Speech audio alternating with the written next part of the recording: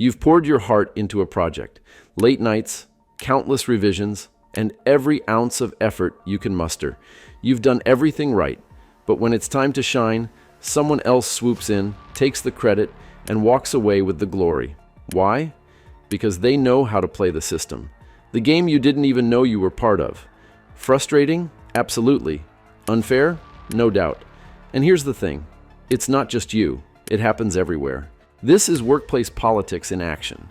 The silent force that thrives behind the scenes. It doesn't just hurt individuals. It devours entire teams. Trust dissolves. Morale tanks. Collaboration becomes a distant memory. Productivity plummets. Your top talent heads for the exit. And sometimes entire companies crumble under its weight. It's silent, it's sneaky, and it's lethal. But why? Why does this happen even in workplaces that seem fair and well-structured? Is it inevitable, or can we stop it before it spirals out of control? That's what we're here to uncover. We'll dig into the warning signs, expose the root causes, and most importantly, reveal how to protect your workplace from falling into this trap. Workplace politics isn't just gossip or petty drama. It's calculated, a deliberate effort to gain power, push agendas, and secure influence, often at the expense of others. And it doesn't announce itself. It starts small, barely noticeable, and spreads until it becomes a real threat to your organization. So, how does it take root and thrive so easily? That's where things get interesting. You've probably seen it. Cliques forming, colleagues turning into adversaries, and trust replaced by suspicion. Then there's favoritism, where relationships take precedence over results, eroding the foundation of meritocracy. Information hoarding? That's another tactic, with a select few holding all the cards and creating chaos for everyone else.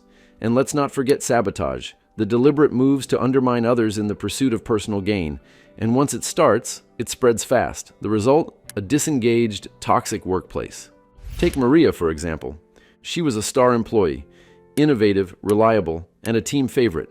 But when a promotion came up, it went to someone less qualified, someone with the right connections to the decision maker. Overnight, Maria's motivation vanished, her performance dipped, and before long, she left the company, taking her expertise and valuable knowledge with her.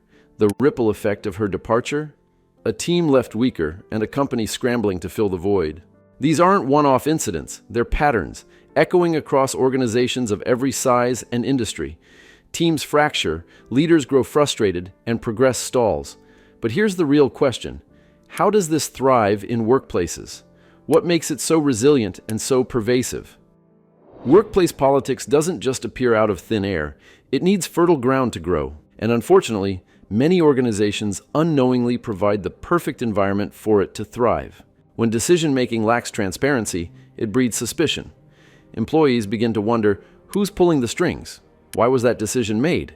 Unclear roles and responsibilities throw people into survival mode, competing for recognition and resources instead of working together. Leadership gaps make it worse. When leaders fail to set boundaries or address conflicts, a power vacuum forms, and it doesn't stay empty for long. That's when agendas take over, and the team starts to flounder. Add personal motivations, like ambition, fear, and unresolved conflict, and you've got a perfect storm for politics to thrive. Organizations aren't born this way, they become this way. Over time, internal politics takes root, woven into the culture, structure, and leadership of the organization. And that brings us to the big question, can workplace politics ever truly be avoided? Or is it just an inevitable part of organizational life? The short answer? Probably not. But don't tune out yet, because the real story lies somewhere in the middle. In smaller organizations, politics usually revolves around a few key players. Ever seen how one decision-maker's preferences, or, let's be real, biases, can set the tone for the entire workplace? It's like walking a tightrope, with personal relationships dictating who gets ahead. The result?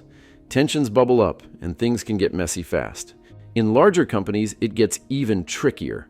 With layer upon layer of management, teams with competing goals, and endless complexity, internal politics has way too much room to grow. Think of it like weeds in a garden. The more space there is, the harder it is to keep them from spreading. But here's the silver lining. You're not doomed to let politics run your organization. Sure, Completely wiping it out might be unrealistic, but managing it effectively, that's a game you can win. So, what's the secret? How can you keep it from derailing your goals? The answers might surprise you, and they're exactly what we'll uncover next. Leadership sets the tone for everything. It can ignite internal politics or shut it down. But employees aren't off the hook. Everyone in an organization has a role in recognizing the signs and stopping toxic behaviors. So ask yourself, are you building trust or letting dysfunction take over? Autocratic leaders, they call every shot, make every decision, and expect everyone to fall in line. Sure, it might look efficient, but it kills collaboration. Employees stop contributing and instead focus on gaining favor with the boss. This creates a toxic atmosphere where resentment and backdoor deals thrive, all while innovation and trust take a nosedive. Then there's the other extreme, passive leaders. These are the ones who avoid conflict, hoping problems will magically resolve themselves. Spoiler alert, they don't. In fact, the gaps left by inaction become breeding grounds for politics. Without clear direction or accountability, employees start jockeying for influence. Hidden agendas flourish and power struggles emerge, all because no one is stepping in to lead. Now here's the real question. How do you find or become a leader who can break the politics cycle? The answer starts with understanding the rules of the game. That's where the organizational politics playbook comes in. It's filled with simple, proven strategies to handle power dynamics and build stronger teams. If you're ready to take control, the link is below. Could the right leadership style be the ultimate antidote to office politics? Let's find out. Stopping workplace politics isn't about waving a magic wand. It's about tackling its roots. Start with transparent communication. When goals, expectations, and decisions are clear, gossip and manipulation lose their power. Define clear roles and responsibilities.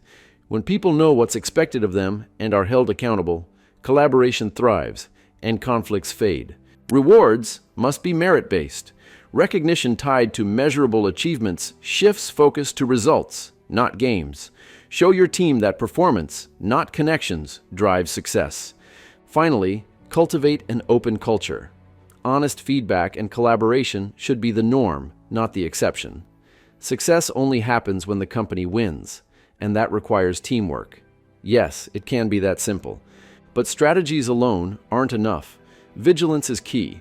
Politics thrives in the shadows, so leaders must actively monitor the culture, adapt to challenges, and keep these principles alive. Have you seen these behaviors in your workplace? What steps will you take to fight back against it? Share your experiences and ideas in the comments below.